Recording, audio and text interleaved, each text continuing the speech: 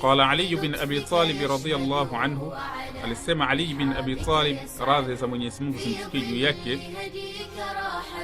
ajibtu lilmutakabbir alladhi kana bil amsi nutfatan, namshangaa sana mtu mwenye kujivisha kibri ambaye jana alikuwa ni tone la manii,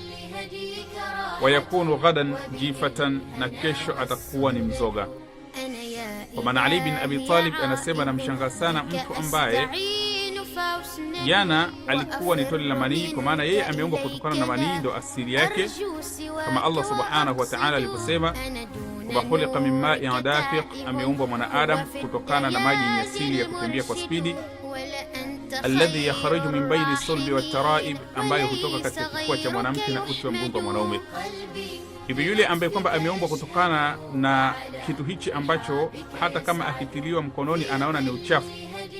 lakini baadaye anakuja anapata muda wa kujivisha kibri na kujiona yeye ndio bora zaidi kuliko wengine,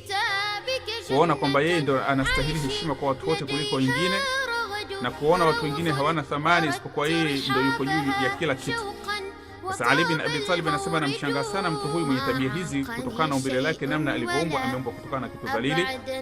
Lakini si hapo tu, kwamba kesho mtu huyu pia atakuwa ni mzoga, kwa maana ataishi katika dunia kwa siku atakazoishi, lakini kuna siku atakufa,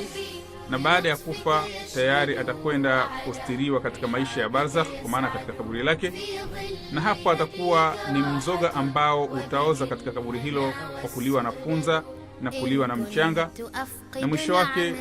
tayari mwili wake wote utayeyuka na kubakia kwa mifupa, na mifupa hiyo itayeyuka mpaka kukosekane, isipokuwa hakutopatikana chochote katika kaburi lake isipokuwa kile kibipi cha kiuno. Kwa hiyo mtu wa aina hii hafai kujivisha kibri, kwa sababu ni mtu ambaye yeye mwenyewe ni dhaifu,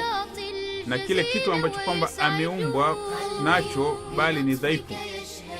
na kwa sababu yeye hana mamlaka ya maisha yake isipokuwa Allah subhanahu wa ta'ala pekee yake ndio yuko na mamlaka ya maisha ya mtu huyu. Hivyo anafaa mtu huyu kuwa na nidhamu ya hali ya juu. Hivyo kibri katika maisha yetu ni haram, ndio maana Mtume sallallahu alaihi wasallam akatwambia katika hadithi al-Qudus kwamba Allah subhanahu wa ta'ala anasema al-kibriya ridai, Allah anasema kwamba kibri ni nguo yangu ya juu, wal azamatu izari, na ule utukufu ama kujikweza ni nguo yangu ya chini. Faman nazi'ani wahidan minhuma qadhabtuhu fi an-nar, mtu wote ambaye atashindana nami kutoka kunivua moja katika vazi hilo nitamtupa katika moto. Kwa maana mtu wote ambaye atajivisha kibri ama atajikweza na kujiona yeye ni bora zaidi, basi Allah atakwenda kumtupa katika moto, kwa sababu haya ni mavazi ya Allah subhanahu wa ta'ala, naye ndio anastahili kuwa hivyo. Wabillahi.